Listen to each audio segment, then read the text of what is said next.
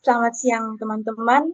Hari ini kita kembali bertemu dalam ruang diskusi kita dengan topik bagaimana semestinya guru merencanakan pembelajaran paradigma baru yang efektif untuk mengukur capaian belajar peserta didik.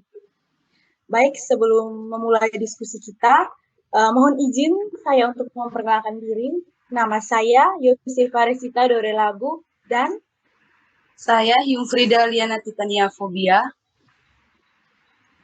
Saya Ade Aprianina Noliu. Saya Yosepus Ignatius Maalo. Ya, baik.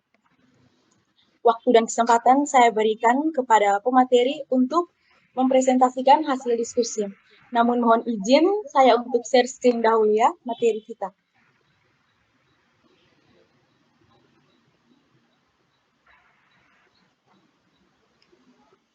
Oke, baik.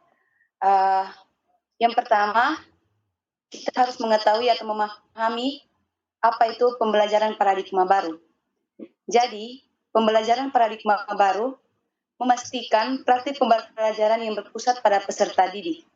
Dengan paradigma baru ini, pembelajaran merupakan satu siklus yang berawal dari pemetaan standar kompetensi, perencanaan proses pembelajaran, dan pelaksanaan asesmen untuk memperbaiki pembelajaran sehingga peserta didik dapat mencapai kompetensi yang diharapkan.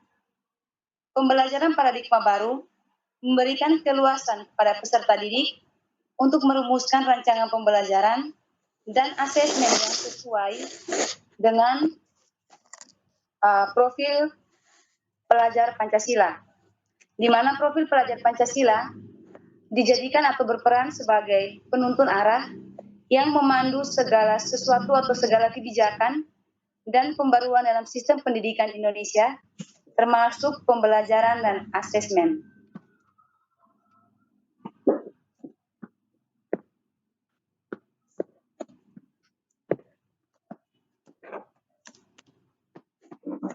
Slide berikut mengenai profil pelajar Pancasila.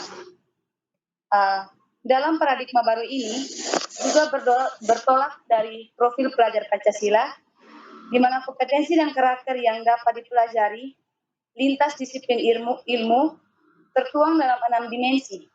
Setiap dimensi memiliki beberapa elemen yang menggambarkan lebih jelas kompetensi dan karakter yang dimaksud, selaras dengan tahap perkembangan peserta didik, serta sebagai acuan bagi pembelajaran dan asesmen.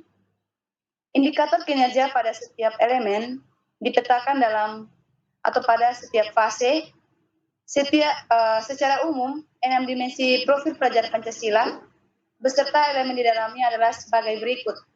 Yang pertama, beriman bertakwa kepada Tuhan Yang Maha Esa dan berakhlak mulia. Yang kedua, berkebinekaan global. Yang ketiga, bergotong royong. Yang keempat, mandiri. Yang kelima, bernalar kritis. Dan yang terakhir adalah kreatif.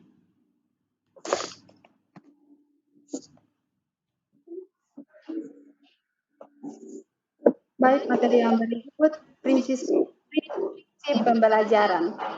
Untuk mencapai profil pelajar Pancasila, perlu terwujud pembelajaran yang dirancang dengan mempertimbangkan tingkat pencapaian peserta didik saat ini sesuai kebutuhan belajar serta mencerminkan karakter dan perkembangan mereka. Yang kedua, dirancang dan dilaksanakan untuk membangun kapasitas belajar peserta didik dan kapasitas mereka untuk menjadi pembelajar sepanjang hayat mereka.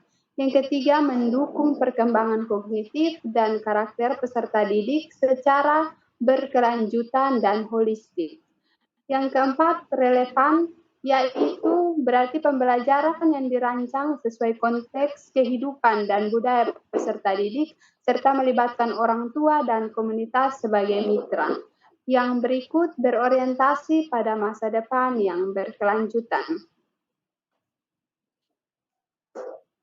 Yang berikut kita akan mempelajari bagaimana semestinya guru merencanakan pembelajaran paradigma baru dan asesmen yang efektif untuk mengukur capaian belajar peserta didik. Pada saat menyusun perkiraan rencana pembelajaran, yang harus dilakukan oleh guru adalah dapat dilakukan dengan mengembangkan modul ajar agar bisa menjadi jalan keluar dari bagaimana pembelajaran paradigma baru dan asesmen yang efektif untuk mencapai capaian pembelajaran yang telah ditentukan, di mana capaian pembelajaran perlu dipetakan ke dalam tujuan pembelajaran dan alur tujuan pembelajaran, sehingga jabaran kompetensi dalam capaian pembelajaran perlu dipetakan ke dalam tujuan pembelajaran dan alur tujuan pembelajaran, sehingga output peta kompetensi ini nantinya akan bisa digunakan sebagai acuan untuk mengembangkan perangkat ajar yang relevan.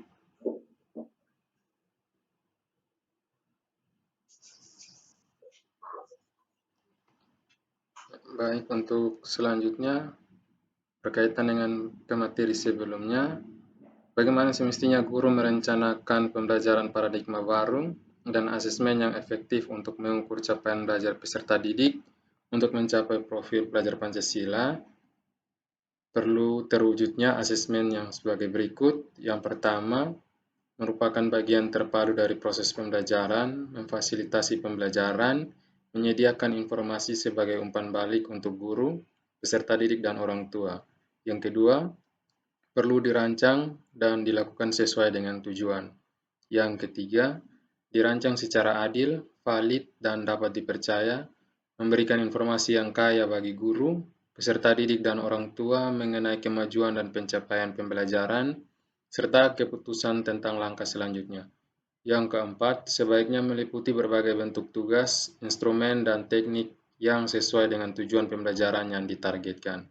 Yang kelima, laporan kemajuan belajar dan pencapaian peserta didik bersifat sederhana dan informatif, memberikan informasi yang bermanfaat untuk peserta didik dan orang tua, dan data yang berguna untuk penjaminan dan peningkatan mutu pembelajaran. Yang berikut ada 7 tahapan dalam perencanaan pembelajaran dan asesmen yang mengukur capaian belajar siswa. Yang pertama, menganalisis capaian pembelajaran untuk menyusun tujuan pembelajaran dan alur tujuan pembelajaran. Yang kedua, perencanaan dan pelaksanaan asesmen diagnostik. Yang ketiga, mengembangkan modul ajar. Yang keempat, penyesuaian pembelajaran dengan tahap capaian dan karakteristik peserta didik. Yang kelima, perencanaan, pelaksanaan, dan pengolahan asesmen formatif dan sumatif. Yang keenam, pelaporan kemajuan belajar. Dan yang ketujuh, evaluasi pembelajaran dan asesmen. Sekian dan terima kasih.